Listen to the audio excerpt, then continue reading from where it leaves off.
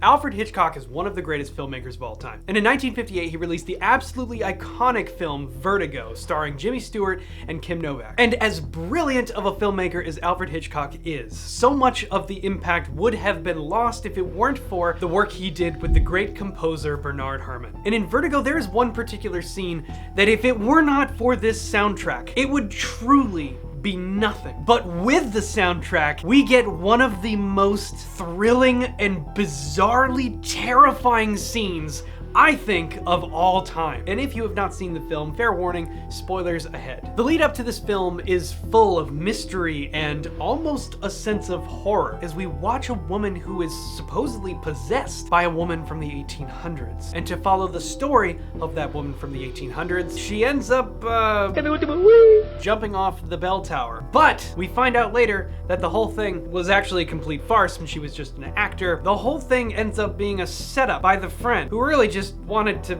kill his wife and get away with it. So he hired an actress to pose as his wife. Well, inconveniently for everyone involved, Scotty and Madeline end up falling in love with each other. So you can imagine the absolute distraught heartbreak that Scotty went through when he thinks that the love of his life just jumped off of a bell tower. Now, he doesn't know that the whole thing was a setup, but a while later, he sees a woman who looks strikingly like the woman he fell in love with. Little does he know it's actually her. She has simply changed her appearance enough to not look exactly like the woman that she had been portraying. What follows is a really bizarre series of events that feels like a coping mechanism where Scotty is trying to turn this woman into who he thinks is his now deceased love interest. It's pretty bizarre, and it's kind of weird to watch the whole thing go down and to see him go through this psychological state of some version of mourning. But with everything he asks her to do to change her appearance, she appears closer and closer to the woman that she had been portraying as an actress. Can you imagine the psychological toll that this would take? It all comes together in one scene where he asks her to do her hair the way that Madeline had done it. And I tell you all of that to lead up to this. This scene is possibly the greatest example of a scene that would be nothing without the soundtrack that accompanies it. But with the soundtrack that accompanies it, it is one of the most bizarrely terrifying experiences I have ever had watching a film.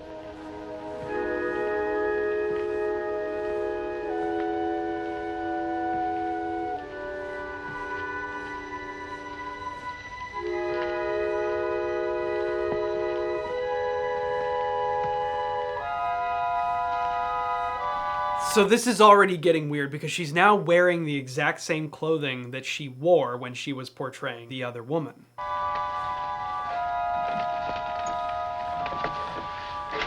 Well? It should be back from your face and pinned at the neck. I told her that. I told you that. We tried it.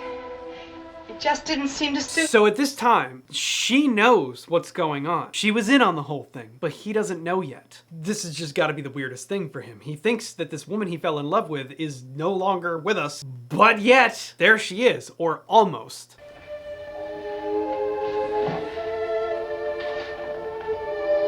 Please, Judy.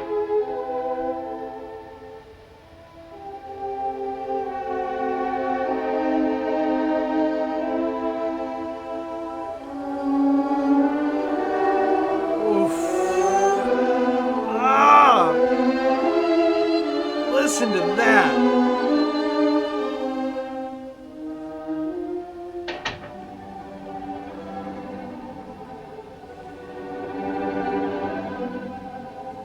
The tension.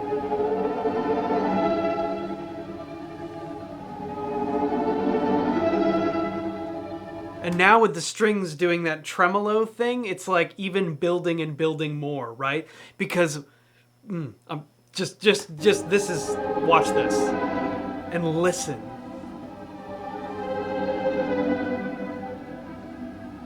Who is going to come out of that door?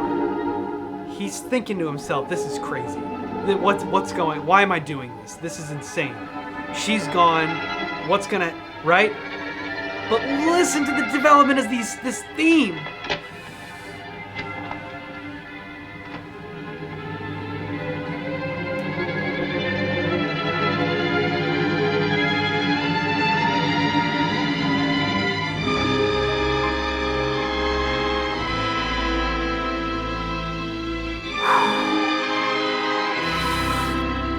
Woo! Okay. Zip chills every single time. This is so bizarre. I mean, it is absolutely brilliant filmmaking.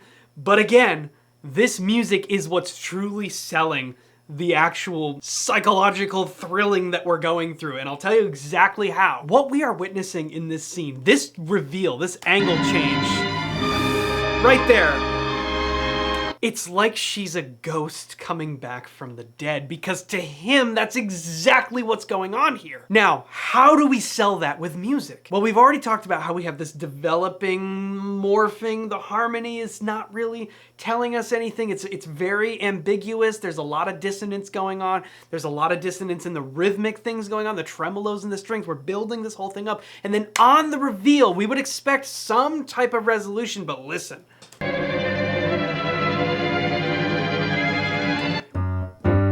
We have, underneath all of this, a G. It sounds like there's some chromatic stuff going on.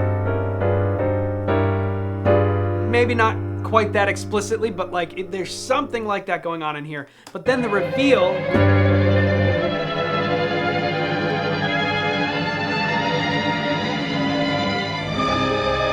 right there. We are expecting some type of, we get this G7 chord with a flat 9, and we expect it to go to C, maybe C minor, maybe C major, depends on what kind of tone we want to set, but that is not what we get at all. Listen to this resolution.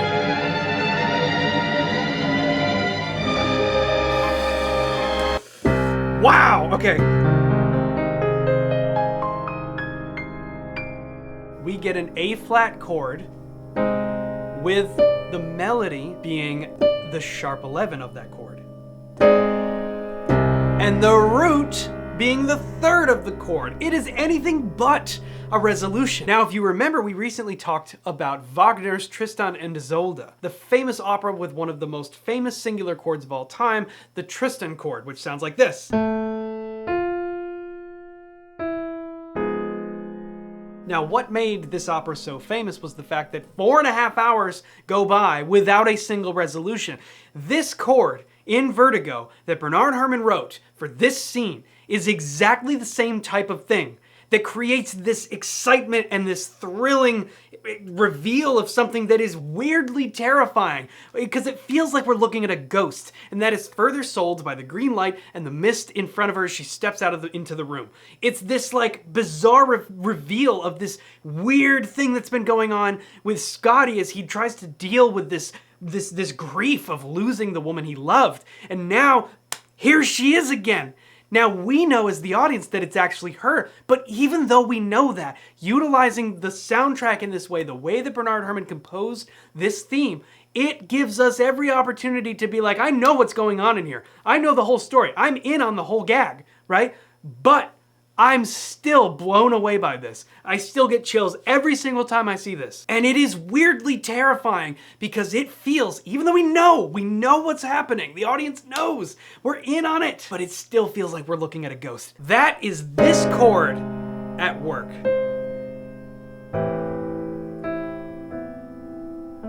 And then we move from there off of this A flat over C to an A minor chord. And then I think we get it again.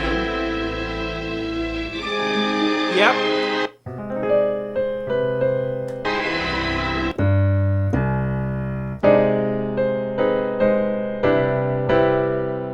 Now this is an interesting one because we go back to that same chord, but then we get a C major 7 resolution. This is maybe the chord we were expecting the whole time because we get this build up to the whole reveal, and then on the reveal, maybe we expected a C major chord of some kind, but we didn't get that. We got A flat instead to A minor, which is absolutely gorgeous. And then we go back to A flat again. Then we get C major 7. Check that out.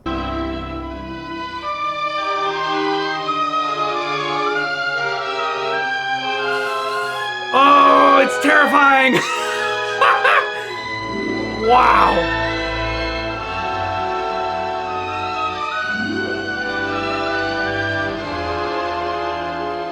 Wow, wow, wow, wow, wow, wow.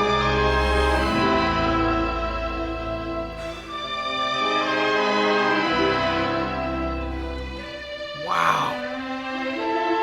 And this is brilliant, because watch this, and the music has everything to do with this too. As we do this 360 shot around, we're gonna find ourselves all of a sudden in the bell tower she jumped off of, and he's gonna notice. Look at that. And we hear this. Something's going on. What is happening here? Oh, that's not the bell tower. It's, yeah.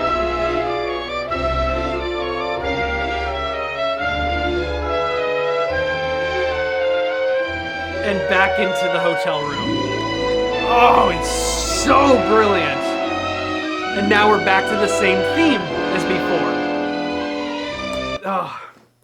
Imagine a shot, a singular shot that just goes in a circle, and on one side it shows it's not the bell tower, it's the place, the overall place that they had gone, where she ended up climbing up the bell tower and jumping off. Well, jumping off. But then we get this 360 shot where when we show one part, we have the theme that was more from that part of the film, and then when we come back to the hotel room, it goes back to the theme that we just established. It is unbelievably brilliant composition in filmmaking. And it is not without this soundtrack that this scene feels like anything. But with this soundtrack, it is genuinely one of the most weirdly terrifying film experiences I've personally ever had. Alfred Hitchcock was a genius, but it was also Bernard Herrmann that had a heavy hand in helping that genius come to light. And I had to share it with you because this is a great example of where music makes the film. And all of the musical skills that I use to hear music like this and be able to break it down and figure out how it's constructed on the piano. These are the skills that are covered in the courses in this year's Black Friday bundle. For example, Intro to Music Theory is a deep dive into the building blocks of music. And that's just one of the courses included in this year's bundle. One of 8 to be exact, and that sale's coming up fast, and this year's gonna be the biggest Black Friday sale we've ever done. 8 courses for 99 bucks, but that's not even the whole story. This year is sort of like a pre-sale for the long-awaited release of the upcoming Intro to Piano 2.0. Intro to Piano is my best-selling course ever, which you'll immediately get access to when you pick up the bundle, but it'll soon be replaced by the bigger, better, updated Intro to Piano 2.0, which is coming very soon. Once you have the bundle, you don't have to do anything. The content will be updated automatically. And everyone who owns Intro to Piano right now, or if you happen to pick it up while we're running the pre-sale, you're gonna get automatic access to the new 2.0 course when it comes out. And once 2.0 is out, that course alone is gonna be significantly more expensive than this entire bundle. So definitely jump on the Black Friday sale while we're running it this year. The sale isn't live yet, but you can get some free sneak peeks as well as a reminder when the sale does go live by following the link in the description down below or scanning the QR code and signing up. It's completely free to sign up. I'll send you some cool stuff and you'll be the first to know when the sale goes live. Black Friday through Cyber Monday, and guys, this is the way that I support the content on this channel. These videos aren't sponsored by anyone other than, I guess, me, and by you in your desire to learn how to play music. So your support really does mean the world to me. I appreciate it so much. Use that link and sign up for the reminder and get some free stuff. Let me know some of your other favorite examples of this type of composition in filmmaking where the scene is made by the music we hear during it. Thank you so much for watching this video, and we will see you in the next one.